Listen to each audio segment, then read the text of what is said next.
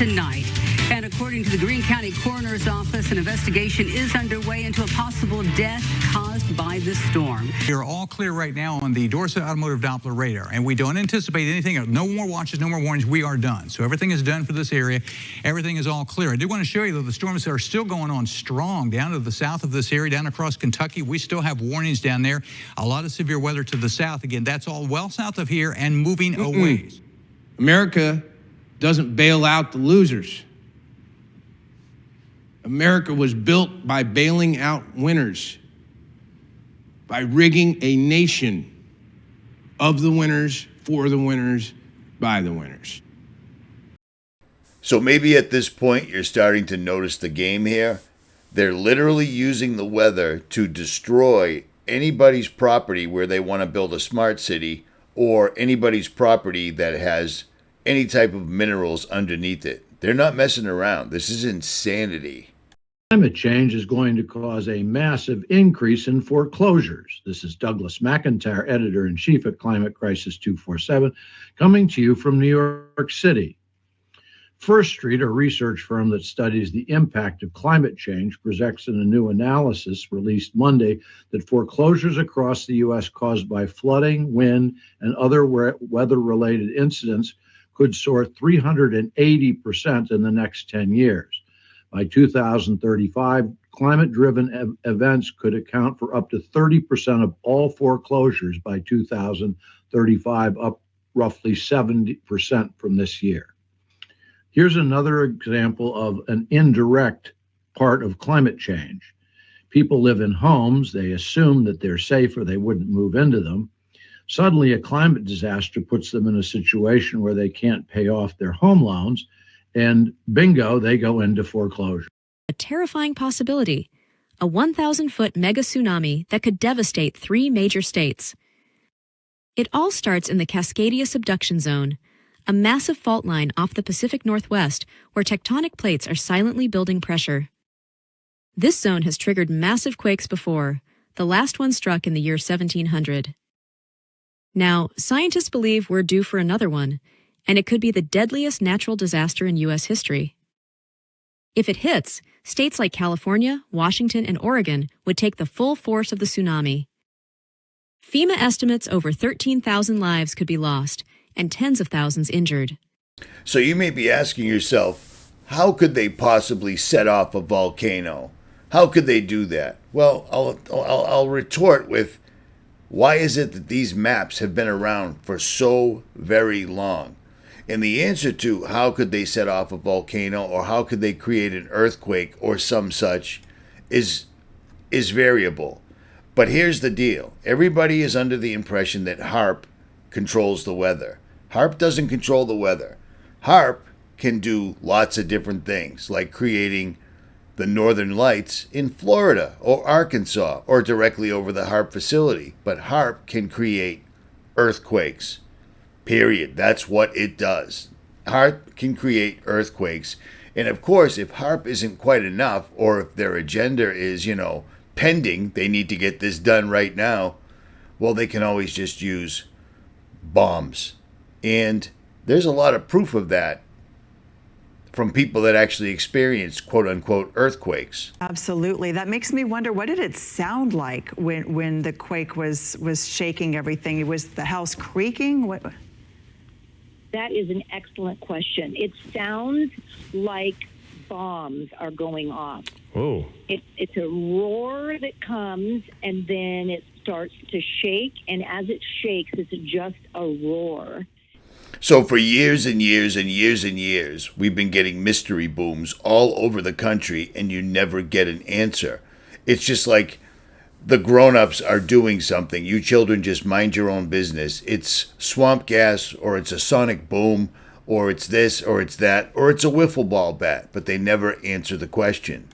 Now, this woman right here lives in California and has lived through a lot of earthquakes, and I want you to listen to this news report because this is from 2025, and listen to what she says several times. What do you experience in Chula Vista?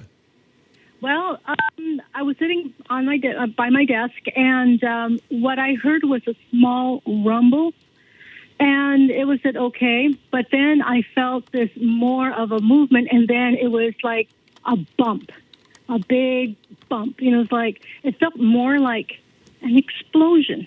It wasn't more of the rocking came later. So how long did it last? It was interesting. I would say like maybe 3-4 seconds. Okay. Now, did you get the alert? We did get the alert right after the earthquake, but yeah, I mean, it was interesting because as soon as it sounded, it's like, okay, it said drop, cover, and just protect yourself. And it was very interesting. I'm glad that they're doing that. Yes. And one funny thing is that I told my sister, I'm looking at the chandeliers and they're not moving. That was the weird thing. That is very odd in the sense that you felt like it was, you described it as a bit of a bomb. And for no movement. A little explosion. Exactly, more like a little explosion. And I thought I was going to go through, the floor, that kind of a sensation. Now, and then I heard the more little rattle and then the movement, but just a slight movement. It felt like a slight movement, but it grew up a little bit of a movement, and then it just subsided. Have you noticed any picture frames knocked over, any kind of disruption of your life, or was it pretty much just everything was fine? Everything was fine, and that was the strange thing about it. Nothing was moved. It was just like a stationary thing. It was interesting. Okay. Well, Helen, is this one, have you experienced a few? We were just listening to Dr. Lucy Jones a moment ago, and she said the Elsinore fault frequently has 4.0 quakes. So one more question before we go back to that. I was just curious, have you experienced a lot of earthquakes where you are? Well, in my lifetime here, yeah. We have. In fact, during the Easter season, we had an earthquake at the park. We were having, a feast, and we were sitting down, and we did feel. Now that was strong. I don't remember the number of the earthquake, but we came home, and some of the doors were open from the balcony, and it was that was a big one. But this one was not as big as the last one. Okay. Let me jump in here real quick. A lot of you guys have already done this, and for those that haven't, get your money out of your 401k or your IRA as soon as humanly possible and turn it into physical gold and silver. Because these guys, I've never seen so much activity as we've seen in 2025, because I believe they've handed everything over to AI. So it's rapid, it's happening fast, and these guys this is happening. This is literally happening. These guys are literally going to destroy the west coast of a country. I mean, how insane is that? And they're going to knock out the power, and we have no idea how long we're going to have to live on our own until the inevitable comes. Do you see what I'm saying? And if you get your money out of the bank and turn it into gold, like a lot of subscribers did, they've literally doubled what the bank was holding. They've literally doubled it. So you should do this or don't. It's your call, at any rate. This right here, this fun little thing just will not go away whatsoever at all. Underwater volcano could erupt on the Pacific coast May 21st, 2025. I've been keeping an eye on this and telling my people that live out in Oregon about this. It isn't just there. You know what I'm saying? They're talking about this all across the board, and they're talking about it up to the minute. You know what? Does that make sense? They're talking about it every single solitary day on every single platform. May 20th, 2025, 8:58 p.m. Scientists monitoring axial seamount say the deep sea volcano could erupt by late 2025 for the first time. It's all they will talk about. And then we've got mysterious volcanic, not volcanic, I'm sorry. We've got mysterious earthquake activity happening at the same time in that area. And I can't tell if it's part of the deal, but it does make sense when you had those recently, if you recall, we had those explosions I'm sorry, we had earthquakes in California, and people were on the news saying it wasn't like an earthquake, it was just like a giant explosion. And I kept thinking to myself, because they're softening up the ground out there, or whatever this volcano is, it's going to be man-made. I know that sounds absolutely ludicrous and ridiculous, but I really do believe they have an app for that, because setting off earthquakes and setting off volcanoes is something that HAARP can do. Do you know what I'm saying? And this is all they're talking about. This isn't an old story. I've been watching this story for a couple of months. I think I've mentioned it in a couple of past videos, but if you live in Oregon, and I know you, I've sent this to you, and you know I have, they're talking about this every single solitary day. That tells me that they're getting ready to do this. And I'm guessing setting off a volcano or making it appear as though a volcano is going off is a hard job. I've done a lot of things on this earth, and the level of difficulty would probably be fairly, I don't know what I just did. Pressing a lot of buttons. I was ready. Is there a Rockefeller Science Center on the Oregon's coast? Is there? Because I've been out there a million times. I didn't see that, but is that a fact, or are you asking? I can't tell. Without a doubt. No doubt they do. Everybody thinks they use HAARP to control the weather. They don't. They use NEXRADs and Dopplers. That's exactly why suddenly the FBI is telling them people like you and I are getting ready to attack them. It's too big. It wouldn't work. You know what I'm saying? There's a lot of things you can do. That ain't one of them. But NEXRAD and Doppler control the weather. They can intensify it. They can mitigate it. If there's a storm coming and they got something they need to do, they can push it in another direction or simply disperse it, or they can steer it. They just keep lighting these things up and they push it. I mean, you can see it happening right this second. There you go. Which way is the storm going? I mean, you can see it, but they can do that to do all sorts of wacky, fun, little crazy things, and they do. So it's astonishing to me. But to see them in the newspaper saying, well, these storm victims, the only way we can help them is to foreclose on them. Because, I mean, America, man, absolutely America. It's crazy to me, but they're basically rubbing it in your face, like climate change is coming for your home. These boys are not messing around, and they don't even seem to care if we know or not, because the majority of people are completely and utterly blind to this.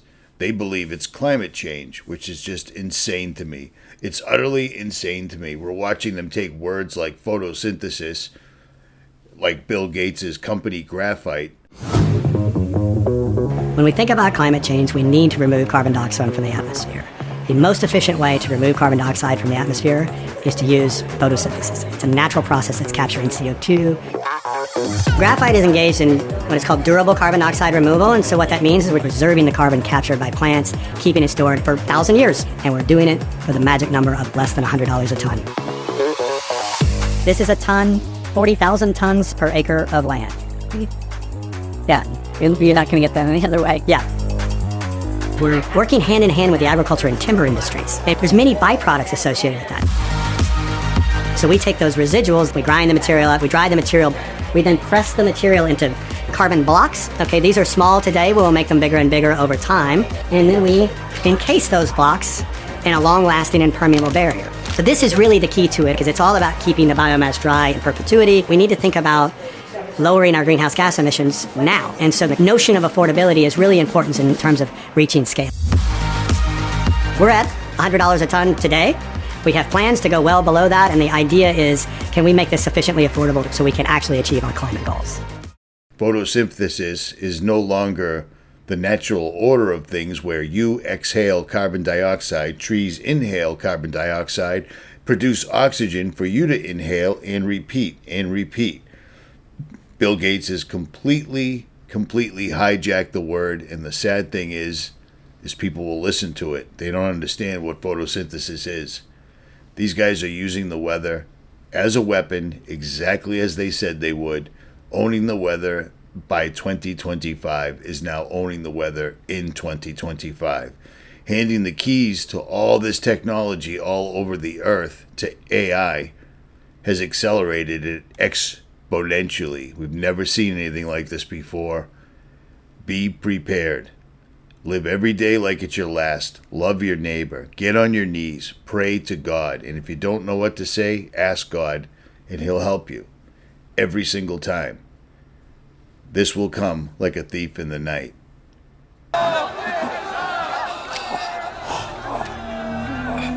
아빠, Paco,